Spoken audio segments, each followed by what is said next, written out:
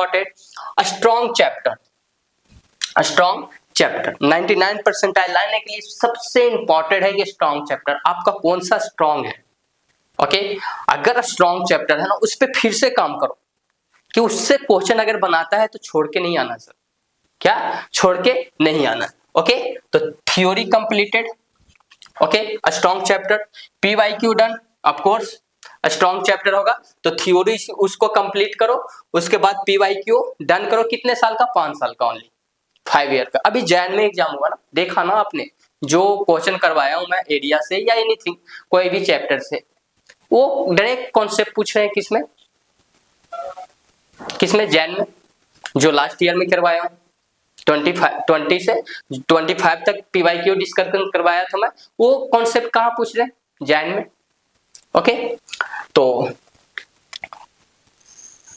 जनवरी में क्वेश्चन जो आया हुआ है, जैसे कि अभी पीवाईक्यू मैं किया हूं। ओके, अभी पीवाईक्यू हर शिफ्ट का आपको सॉल्यूशन दिया हूं। आप देख नहीं रहे होगे, आप वहां से तो देखना नहीं है सर कि सर क्या पढ़ाया। अरे सबसे शॉर्ट ट्रिक्स पढ़ाया हूं मैं, जो क्वेश्चन है ना, नया नया कॉन्सेप्ट भी बताया हूं उसमें, वो करके जाओ। मैं बोला था कि ये कॉन्सेप्ट से आ रहे हैं और रिपीट हो रहे हैं कॉन्सेप्ट। क्या हो रहे हैं? कॉन्सेप्ट रिपीट हो रहे हैं। तो आप जनवरी अटेम्प्ट में जितना क्वेश्चन आया हुआ है ना, जितना क्वेश्चन है उसको ईमानदारी से करना, एज ए टेस्ट मान के आप कि ये मेरा टेस्ट हो गया। ओके, तो 10 तो पेपर हो ही जाएंगे। ओके, तो जनवरी अटेम्प्ट में जितना क्वेश्चन आया उसको ईमानदारी से आप कवर करना। ओके ओके, मोस्टली करेक्ट मतलब कि कवर करना। Okay, medium chapter theory done करो, प्रैक्टिस करो और marks average. Okay, almost zero preparation. Big chapter, अगर आपको जो बिग चैप्टर है उसमें जीरो टाइम दो, कहे कि अभी कुछ नहीं हो सकता है। ओके, अगर ड्रॉप लोगे ना तो उस पे कमांड करना, कहे कि अभी 2 मंथ में क्या ही कर लोगे। तो सबसे ज्यादा स्ट्रॉन्ग चैप्टर है, उस पे काम करो। उसके बाद आपका मीडियम चैप्टर, उस पे काम करो। फिर क्या करोगे?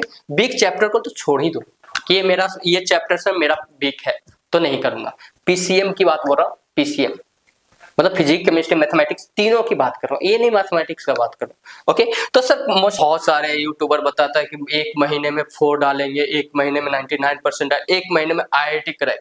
ये क्या है भाई? क्या है? आईआईटी हलवा है? 1 महीने में करवा दोगे तुम? आईआईटी क्रैक करवा दोगे? ओके, तो मोस्टली अगर 99% लाना है ना आपको, 99% ईमानदारी से आप करना कि अगर 99% कैसे आएगा सर? पढ़ना पड़ेगा आपको। 2 अप्रैल अभी बचा हुआ है 2 महीने, आप इतना ईमानदारी से पढ़ो ना कि लगे कि सर हाँ मैं तो पढ़ा था सर। अगर ना भी आया ना तो सेकेंड ड्रॉप लेके अगले बार चले जाओगे आईआईटी में। ओके ओके, तो सबसे ज्यादा पूछा जो फिजिक्स का चैप्टर है, इसको आप दिलो दिमाग में बैठा लेना इतना चैप्टर। ओके, सबसे पहले modern physics, most important. Modern physics से 2 क्वेश्चन आते हैं, ये फिजिक्स 2 ही क्वेश्चन मान लो अंदर, मिनिमम के 2 क्वेश्चन आते हैं। करंट इलेक्ट्रिसिटी से 2 क्वेश्चन आते हैं, कैपेसिटर से भी 2 क्वेश्चन आते हैं, काइनेमेटिक्स और एनएलएम से 1 क्वेश्चन या 2 भी क्वेश्चन यहाँ से देखा जाता है।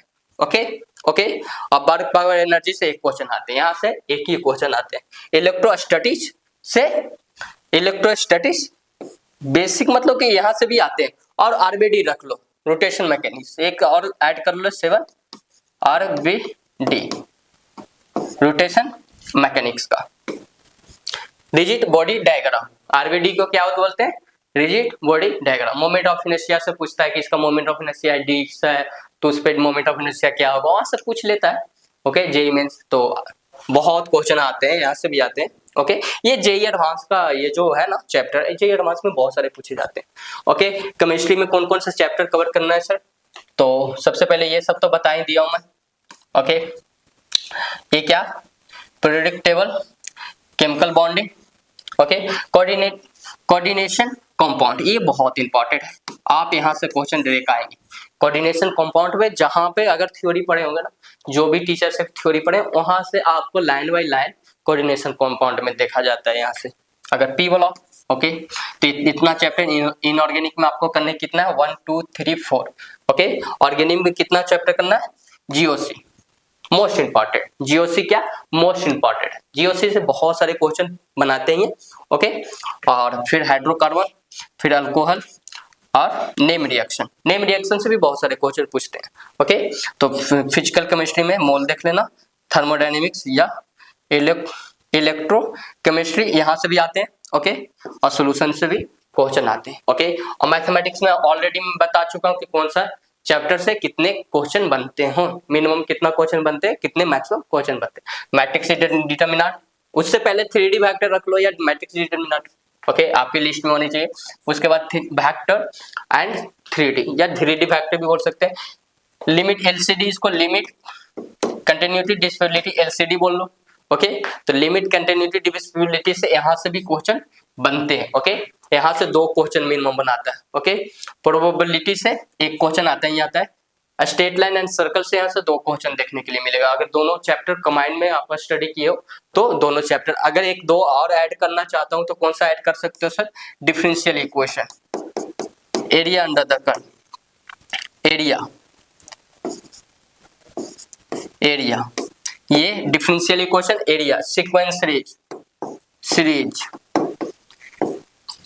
सीरीज चैप्टर, ये यहाँ से एक क्वेश्चन आते हैं, यहाँ से एक क्वेश्चन आते हैं, एरिया से भी।